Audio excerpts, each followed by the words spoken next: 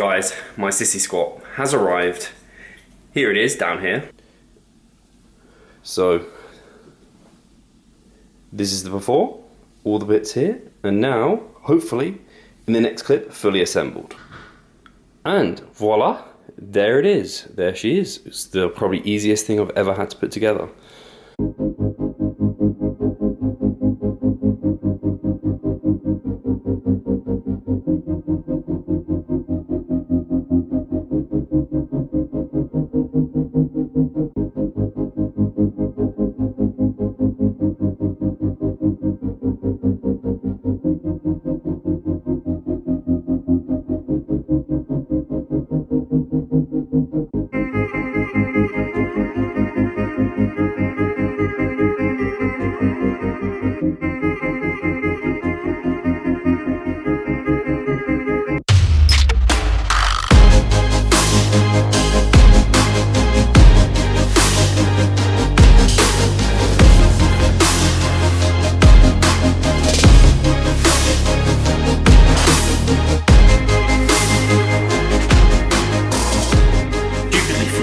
Record my working set here.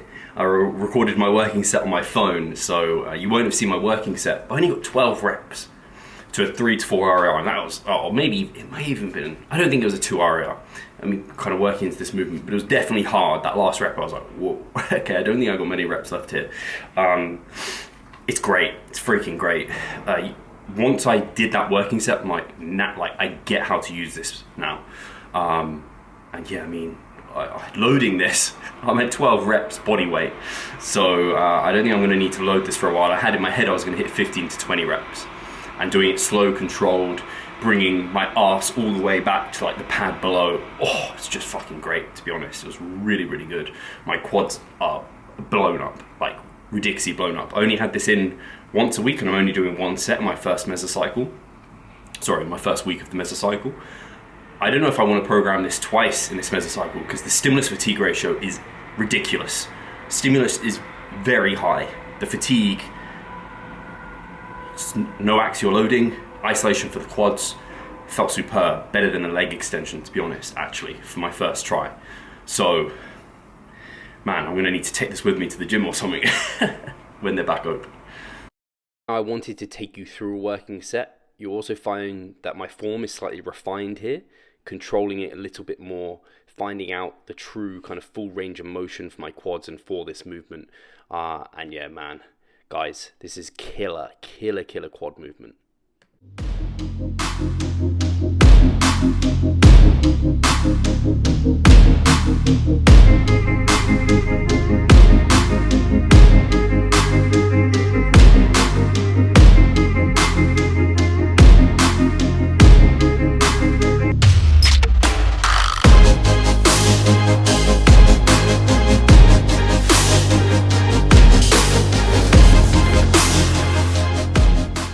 I thought I'd say, I think this is actually a great piece of equipment for a home gym, but just in general, it was just like cheat code for SFR was how Mike Israel put it for sissy squats.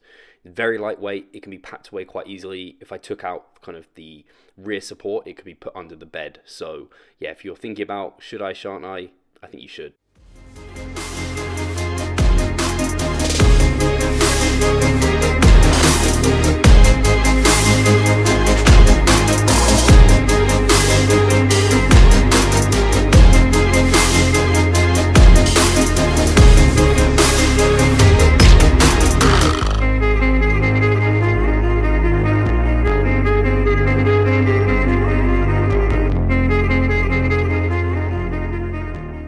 So guys, you got to see the sissy squat that I purchased.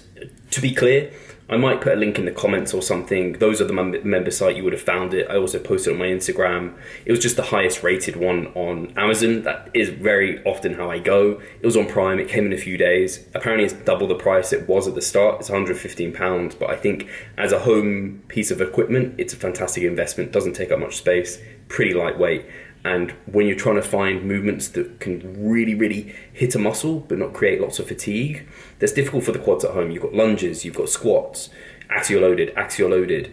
What do you really have in addition to that? You can do bodyweight sissy squats, which are great, but I think these are just way more gnarly. You can do quite a lot of bodyweight sissy squats. Fresh, I got, 14 repetitions, that set you saw.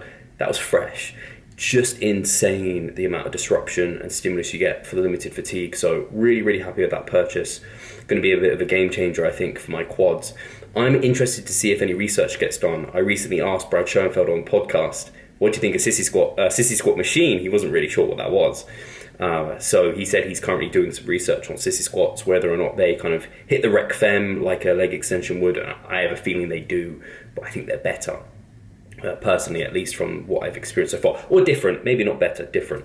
So to give you a very brief update on where I am on my end. So currently in a mass, I have planned at the end of this mass a deload, obviously part of the mesocycle is a deload, then an active recovery week. So that's just a week of low intensity, low volume, not doing anything really specific to lifting. It's going to be a tough week, and then after that was when prep would start. However, that puts me with a lot of time before shows, because shows now have been delayed to later in the year. Hopefully they will go ahead. Fingers crossed, touch wood. But we don't know for sure. But they've all been delayed to later in the year to make sure, as best as we can, that people can get back into the gym and do them. I'm not talking for the federation, but that was their word. So people can get back into the gym, more chance that more people can attend, that sort of thing. And I think the latter half of this year, hopefully, fingers crossed again, is going to be quite normal.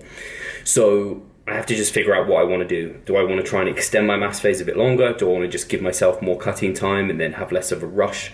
There is a period of time where once you get under your body fat settling point, which for me, if I get under like 180 pounds, which is where I got to in my last cut last year, if you remember, if I get much below that, the diet starts really hurting. And I don't want the diet to hurt, because I think you're kind of quote unquote on fire at this stage, and you might be able to kind of put out a bit of fire, but you're still going to be burning, whether or not you put refeeds, diet breaks. Once you're below your body fat settling point, which for me is like 10% body fat, 180 pounds, things just get uncomfortable. So I have to kind of eke out as much bodybuilding time as possible in a mass, and give myself enough cutting time without kind of getting into that position. So this is where periodization, planning, everything starts to come in for a bodybuilder if you're kind of doing this as best as you can. And I think, yes, a lot of the time maybe you can overthink these things, you can overcomplicate it, but I think these thoughts generally are useful and helpful to get the best result, and that's what I'm all about, kind of getting the best result. I try and not complicate things for simply overcomplicating it. I'd always just complicate it as much as it's complicated. It needs to be that complicated to get the best outcome. Sure, it could be less complicated, but you're going to get as good an outcome. Anyway, that's where I'm coming from. I don't know why I went on that side tangent. So my body weight is actually just sitting above 190 pounds. If you have been following, and I think I've talked about it, my body weight has been sitting around 190 for a period of time. It's creeping above 191. It's around 191. I did get a new scale, which I will introduce to you in a vlog probably sometime, which is a Bluetooth one. But besides that, I think I'm going to have to push my food up, basically, is where I was going. So I think I'm going to have to go to 39,000 for the majority of the time to see my weight push up. The most I've ever had to go to is like 4,200, and that was during my period of time pushing up to over 200 pounds. But I was also doing a few more steps because I was walking to and fro the gym and also walking ADA, whereas now I'm just walking ADA because the gym is right here. So yeah, that's where I'm at. Just a bit of an update on me.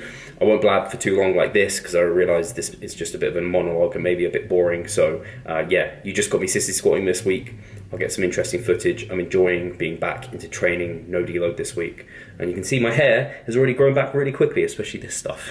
So guys, I'll talk to you soon. Catch you in the next one.